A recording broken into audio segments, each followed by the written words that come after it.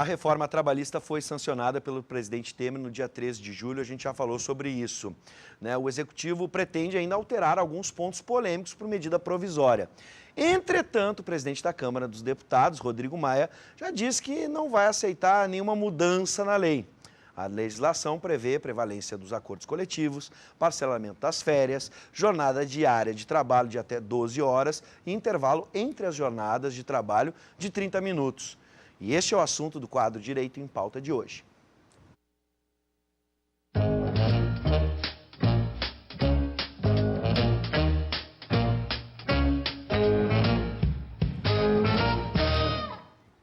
Há pontos polêmicos. O trabalhador que perder a ação trabalhista contra a empresa fica responsável ou é responsabilizado pelo pagamento dos honorários periciais, por exemplo. O benefício da justiça gratuita passa a ser concedido somente aos trabalhadores que comprovarem insuficiência de recursos. Há também punição para quem age com má fé em processos. Boa noite, professor Paulo Rez. A gente trouxe os especialistas para nos ajudarem com essa reforma aí. Boa noite, Vivi. Sempre uma alegria estarmos, sem dúvida, juntos em mais um Direito em Pauta. Isso, e hoje vamos nos ajudar e bastante, porque os trabalhadores ainda estão com muitas dúvidas. Ah, sem dúvida. É um assunto que diz respeito a todos nós, né? Sem dúvida.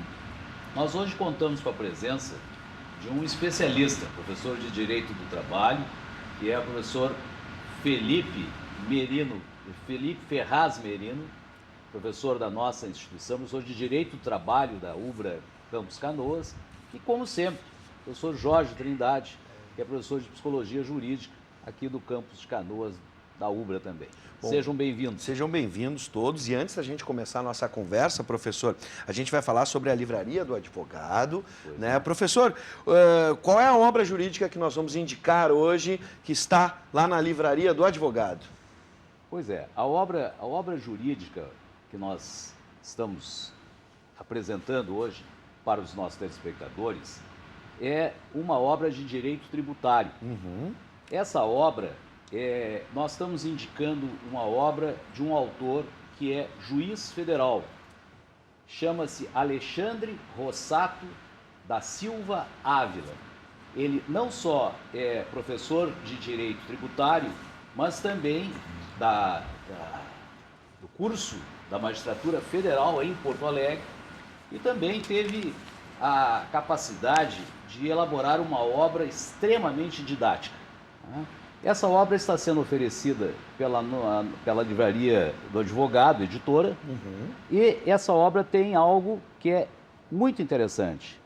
Ela apresenta exemplos práticos, questões controvertidas, trazendo julgados do Supremo Tribunal Federal e do Superior Tribunal de Justiça. É uma obra que analisa o direito constitucional tributário, as normas gerais do Código Tributário Nacional e comenta os impostos em espécie de todas as pessoas políticas. Isso traz uma consistência à obra. Então, abrangendo questões polêmicas, nós recomendamos, em nome do nosso apoio cultural, que é a Livraria do Advogado Editora. Que bacana, professor. Isso muito nos honra, sempre a Livraria do Advogado, oferecendo esse espaço Direito em Pauta. E vamos começar com os nossos especialistas, em especial, professor, seja bem-vindo, professor Felipe. A questão é polêmica, eu disse que hoje o programa era polêmico, né? A reforma trabalhista tira direitos dos trabalhadores? Essa é uma pergunta interessante, porque nós temos hoje dois posicionamentos claros. A oposição dizendo que a reforma trabalhista é totalmente maléfica, que tira todos os direitos, e o pessoal da direita dizendo que ela é benéfica, que ela vai gerar empregos, né? E nós, analisando isso tecnicamente, temos que ter uma visão ponderada, artigo por artigo, para verificar o quê? Que a reforma trabalhista, ela realmente beneficia mais os empresários do que os empregados. Eu digo que em torno de 70% dos artigos que integram essa nova lei, que entra em vigor a partir do dia 13 de novembro, é importante saber que não houve alteração da Constituição, mas foi apenas uma lei, a Constituição continua valendo. Sim. Né? E em torno de 20% são ajustes, equilíbrios, negociação entre as partes e alguns benefícios aos trabalhadores, em torno de 10% dos artigos, mas não benefícios salariais, benefícios com relação à criação de novas normas, ou seja, ela realmente beneficia mais o empresário do que o empregado. Inclusive, traz prejuízos ao empregado financeiros. Uma coisa que não se encontra em absolutamente nenhum artigo é criação de novos empregos. Não existe criação de novos empregos com a reforma trabalhista. Ela apenas diminui algumas obrigações dos empregadores. Por um lado, flexibiliza a questão de horas extras, né? Tira alguns direitos dos empregados, como, por exemplo, a questão da prorrogação do adicional noturno para quem trabalha 12 horas, né? A CLT contempla este pagamento de prorrogação do adicional noturno para quem trabalha 12 horas. A reforma trabalhista tira esse direito, por exemplo. A questão do prazo de pagamento da rescisória, que antes era 1 dia após o término do aviso prévio. Agora as empresas vão passar a ter 10 dias para fazer o pagamento da rescisão. Sim. É uma reforma, principalmente, que afasta muito a atuação do sindicato. Por quê? Porque a partir da entrada em vigor, não será mais necessário a homologação das rescisões dos sindicatos de empregados que tenham mais de 1 ano, que é o que prevê a CLT. E qual é o problema com isso? A assistência do sindicato, ela serve para quê? Para justamente conferir se as verbas estão sendo pagas de forma correta, orientar esse empregado com relação às verbas. Então, essa é a importância da assistência do sindicato. Agora, o empregado vai estar, vamos dizer, desamparado nas homologações. Outra coisa também é o fim da contribuição sindical compulsória e o fim também da obrigatoriedade dos descontos sindicais pelas empresas. Agora, as empresas só podem fazer qualquer tipo de desconto sindical se o empregado autorizar expressamente. O sindicato é uma entidade de ente privado, não é público. Justamente é privado para quê? Para que tenha liberdade de proteger, de lutar pelas categorias dos trabalhadores. Corta-se uma fonte de recurso do sindicato, que é a contribuição, ele não vive de recurso estatal, ou seja, você enfraquece o sindicato, causa um prejuízo para os empregados. Por quê? As grandes conquistas dos direitos trabalhistas na história foram feitas com lutas, com sangue, com morte de muitas pessoas. Se nós vemos a história, até o próprio dia do direito do trabalho, dia 1º de maio, vários trabalhadores morreram numa manifestação pacífica, né, em função dos trabalhadores. Então, enfraquece o sindicato. Sim. Então, nesse ponto, há um prejuízo. Sim. Tá Puxando a brasa para o meu assado, que é a psicologia forense, Sim. eu queria perguntar ao professor Merino se essa nova lei contempla alguma coisa sobre o assédio moral e sobre o dano moral. Nesse ponto, houve uma evolução, porque não existia uma previsão na CLT do dano extrapatrimonial, dano moral, assédio moral, até mesmo assédio sexual. E, com a reforma trabalhista, passa a ser regulamentado pela CLT o dano moral, o assédio sexual, como um dano extrapatrimonial, inclusive regulamentando a questão do dano extrapatrimonial do empregado contra a empresa também, porque vale para os dois. O lado positivo da regulamentação é porque isso vai ficar mais formalizado. O lado negativo é que foi limitado a um teto de 50 salários do empregado o valor da indenização. E aí isso gera um problema, porque hoje nós já temos indenizações superior a esse valor em casos de dano moral grave. Tem casos de dano moral que passam de 100, 200 mil reais, né, de coisas graves. E aí o que acontece? O benefício para o empresário vai diminuir o valor das indenizações no dano moral, no assédio moral grave. E isso passa a banalizar a questão do dano do assédio moral, porque uma empresa com grande poder econômico, para isso, 50 salários mínimos, por exemplo, não significaria nada, né?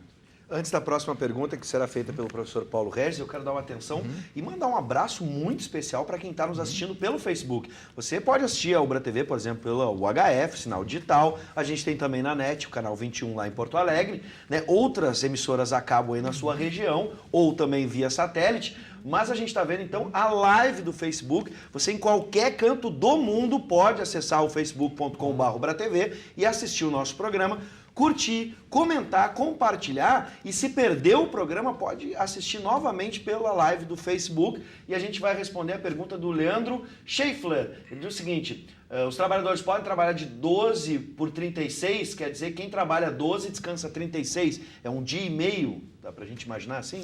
Sim, a jornada 12 por 36, na verdade, ela já existia, sumulada pelo Tribunal Superior do Trabalho, ou seja, ela era considerada regular para serviços ininterruptos, serviços como vigilância, segurança, hospitais, serviços que têm que funcionar 24 horas por dia. A questão é que esta jornada poderia ser negociada somente por acordo ou convenção coletiva.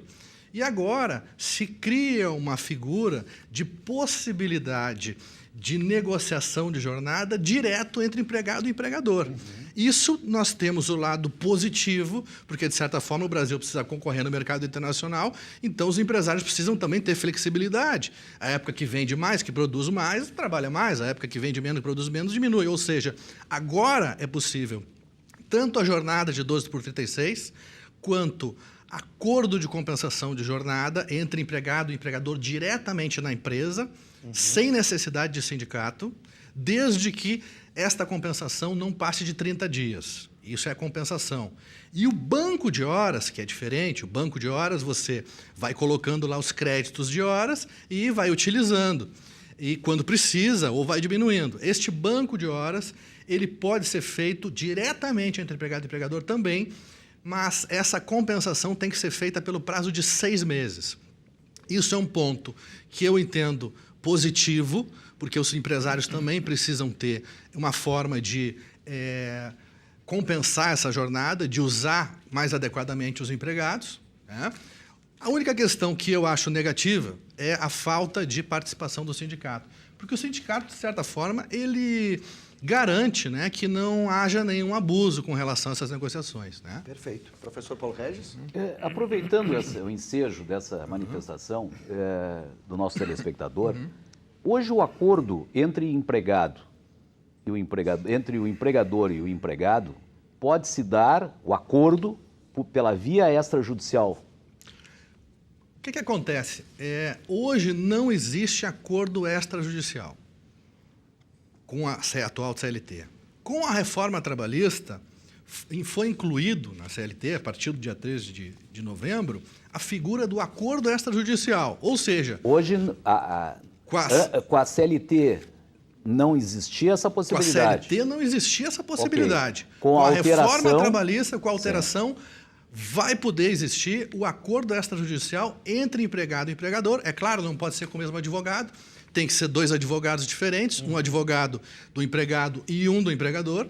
E este acordo extrajudicial, de acordo com a reforma, pode ser homologado à Justiça do Trabalho. Na minha visão, isso é inconstitucional. E isso pode gerar problemas de inconstitucionalidade. Ao exemplo da Comissão de Conciliação Prévia, do artigo 625A da CLT, que foi criada há mais ou menos uns 10 anos atrás, um pouco mais talvez de 10 anos. Essa Comissão de Conciliação Prévia, ela possibilitava acordo extrajudicial.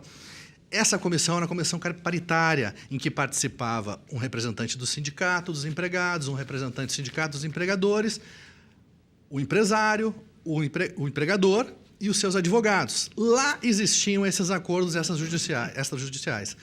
Só que o que acontece? Com o tempo, tanto o Tribunal Superior do Trabalho, que é quem interpreta a lei, ou seja, essa lei vai ser interpretada pelo Tribunal Superior do Trabalho, que vai gerar jurisprudência, e o Supremo Tribunal Federal, na época já foi declarado inconstitucional essa comissão de conciliação prévia com participação do sindicato da categoria. Então, imagina, se isso já foi declarado inconstitucional, então é bem possível que esses acordos extrajudiciais entre empregados e empregadores diretamente da empresa tenham uma possibilidade de serem também declarados Perfeitamente inconstitucionais. isso. Perfeito, bem esclarecido. Bom, vamos para a tela, a gente tem a participação do nosso telespectador. Você já sabe, tradicionalmente a gente abre o WhatsApp, 99588-2374, está aqui na tela o número, e você manda por mensagem de texto. O Pedro, abraço Pedro, ele diz assim, ó, sou de Canoas, trabalho numa loja e trabalho de manutenção, mas passo na rua trabalhando, né, em manutenção, dirigindo, e acabei batendo o carro da empresa e não tenho seguro,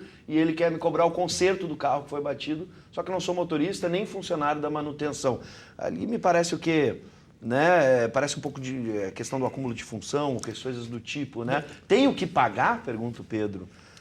Qualquer tipo de dano causado pelo empregado de forma acidental, ou seja, de forma culposa, sem intenção, não pode ser descontado pelo empregador. Só pode ser descontado se houver um comum acordo entre empregado e empregador. Sim. O dano doloso, ou seja, o empregado vai lá e faz com vontade, quebra, aí sim o empregador pode descontar, né? Agora, no caso dele, foi um acidente. Se foi um acidente, não foi doloso, ou seja, foi sem intenção. Se foi sem intenção, o empregador não pode descontar do salário dele, ele não tem a obrigação de pagar, porque ele está em serviço, foi um acidente. Sim. Na verdade, ele é uma vítima de um acidente. O que me parece aí que tem um desvio do serviço. Exatamente. Sim, Ele está também. usando o carro próprio Sim. em benefício da empresa. Sim. Não, o carro é da empresa? O carro é da empresa, Ah, é da mas empresa, ele não é a empresa. função dele ser motorista, Não é né? a função. E aí nós temos uma outra Sim. questão, rápido, se me permite. Por favor, professor. É que se a empresa pede que o empregado vá dirigir, antes ele tem que dar o devido treinamento para o empregado ter aquela condição. Se ele não é daquela função, foi fazer isso como um desvio de função, aí mesmo que ele não tem culpa, né? Atenção, aluno do professor Paulo Regis. Opa. O Wendel está aqui com a gente, né, aluno do professor Paulo Regis, lá do campus de Guaíba, professor. Atenção. Muito bem. Eu queria saber se essa mudança na CLT altera algo na questão de estágios. Não há nenhuma alteração com relação ao estágio. O estágio profissional tem uma lei própria, o estagiário não é regido pela CLT, e esta lei própria é o que rege o trabalho do estagiário. Então, quanto ao estagiário, não vai haver nenhuma alteração. A gente tem só uma questão nova, a questão do home office, né? Aquelas pessoas que trabalham em casa. Sim. O que mudou, professor? O home office, que é o teletrabalho, né, que chama-se, ele já existia na CLT esta possibilidade, esta figura. O trabalho em casa, ele também existia. Só que não tinha uma regulamentação, só tinha um artigo dizendo assim, olha, quem trabalha em casa também tem o direito, né? E com a reforma, esse é um ponto positivo, que eu acho positivo, porque hoje, com a tecnologia, muita gente trabalha em casa, muita gente leva trabalho para casa, trabalha com computador, trabalha com smartphone, enfim. Então, ele passa lá, essa regulamentação, a dizer o quê? Nesses contratos de home office, vai se estipular quem paga a internet, quem vai fornecer o computador, ou seja, o empregado vai trabalhar regulamentado e nesse contrato o empregador pode colocar, olha, o empregador, por exemplo, paga a internet, paga a luz dele, paga equipamentos, enfim. Então, isto pode ficar regulamentado. Esse é o ponto positivo do teletrabalho, eu acho que é um ponto positivo para o empregado. Uma coisa negativa só que eu achei com o teletrabalho é que um artigo específico da Reforma Trabalhista diz assim, ó, que quem trabalha no regime de teletrabalho não tem direito à hora extra. Vives. E aí? Pois é. Eu gostei é muita coisa, mas eu acho que o posicionamento foi importante, porque aqui a gente não está tomando uma ideologia, seja de um lado ou de outro, nesse Brasil polarizado, mas a gente teve a figura de um especialista, e isso é que sempre enobrece esse quadro, professor. E hoje a gente está chegando ao final. Nós temos que chamar a atenção, no bom sentido, evidentemente, dos nossos telespectadores, para o direito em pauta do dia 14. Exatamente, professor. Isso é importante que o senhor fique atento, porque no próximo Direito em Pauta, nós não estaremos na quinta-feira, nós estaremos na segunda-feira, dia 14, onde nós vamos entrevistar aqui sobre a batuta do âncora desse programa. Muita honra. O Bives, nós estaremos com o professor Lênio Streck, sem dúvida nenhuma, um dos maiores juristas do estado do Rio Grande do Sul. Exatamente. E após, ele estará proferindo uma aula magna, que é a abertura do segundo semestre do curso de Direito da nossa Universidade Luterana do Brasil. Isso vai ser realizado às 19h30 no auditório do prédio 14 aqui no campus da UBRI É um Canoas. episódio aberto. Quem Exatamente. quiser comparecer, não precisa ser aluno do curso de Direito, nem da universidade. pode ser da comunidade. A universidade integrada na comunidade. Tem mais um minutinho só? 30 segundos, 30 ver se eu segundos. consigo aqui. A última questão que eu queria colocar é que uma coisa boa que flexibiliza é que a reforma da CLT, ela vai permitir uma rescisão contratual do empregado em acordo entre empregado e empregador. Sim. Só que a diferença é que ele vai levar 20% apenas do FGTS, 50% do aviso prévio e não tem o seguro-desemprego. Isso é uma opção boa para aquele empregado, por exemplo, que já tem outro emprego. Sim. E ele quer sair, mudar de emprego, então ele pode fazer um acordo entre o empregado e o empregador Claro. e mudar.